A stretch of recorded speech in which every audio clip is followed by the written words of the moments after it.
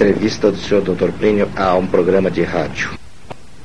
Tenho muito prazer em dirigir a palavra à população dessa laboriosa e simpática cidade, a convite da própria rádio que no momento me acolhe.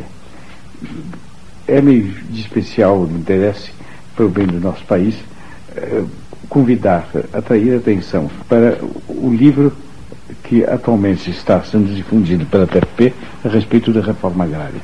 Em geral, se ignora que o país possui uma extensão de terras devolutas, francamente aproveitáveis e enorme, de tal maneira que daria para cobrir de longe as necessidades de expansão rural do Brasil.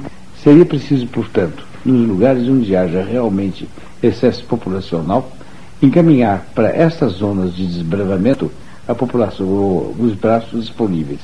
Foi assim que, desde o começo, o Brasil se tem desenvolvido.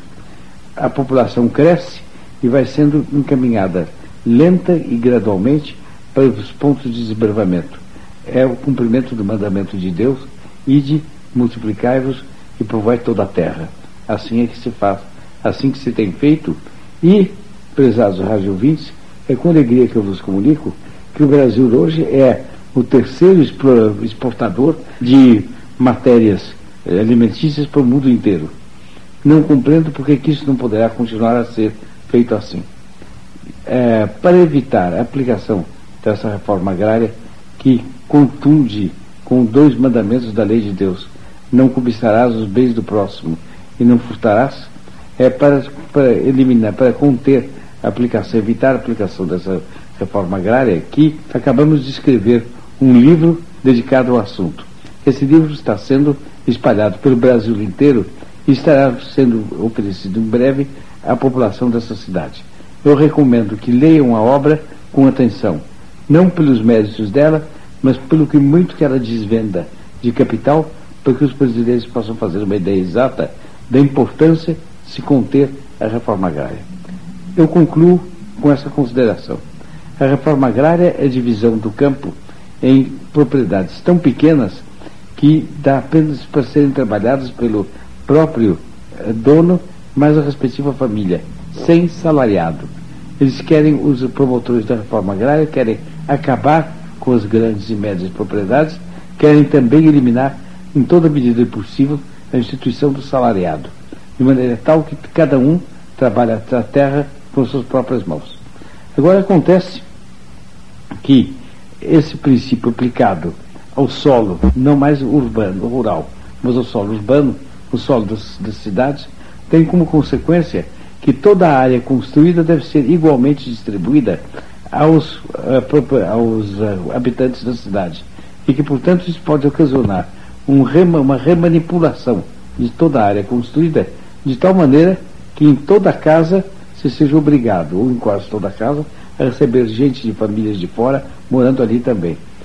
Além da reforma agrária, que é o igualitarismo em matéria do campo, reforma urbana, que é o igualitarismo em matéria de residência de cidade, nós ficamos expostos a ter a reforma empresarial, que é a distribuição da propriedade das empresas, não mais aos donos atuais delas, mas aos respectivos operariados.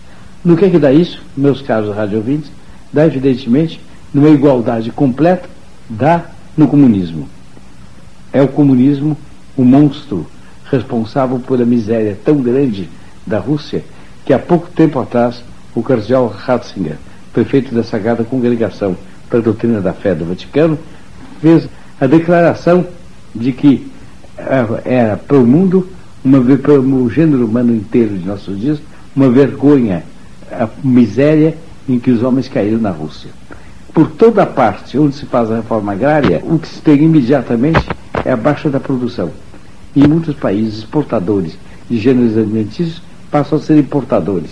Para que havemos de arriscar o nosso Brasil a esses resultados terríveis, quando nós temos terras enormes, altamente aproveitáveis, pertencentes ao próprio Estado, com que ele pode atender os brasileiros que não têm onde morar, de maneira tal que em pouco tempo nós tenhamos a nossa zona agrária muito mais cultivada, largamente para o nosso território, porque com isso cair em cima daqueles que têm propriedades adquiridas com o suor de seu rosto, ou herdadas por legítima sucessão hereditária, e que, portanto, têm o direito de ter as terras que têm.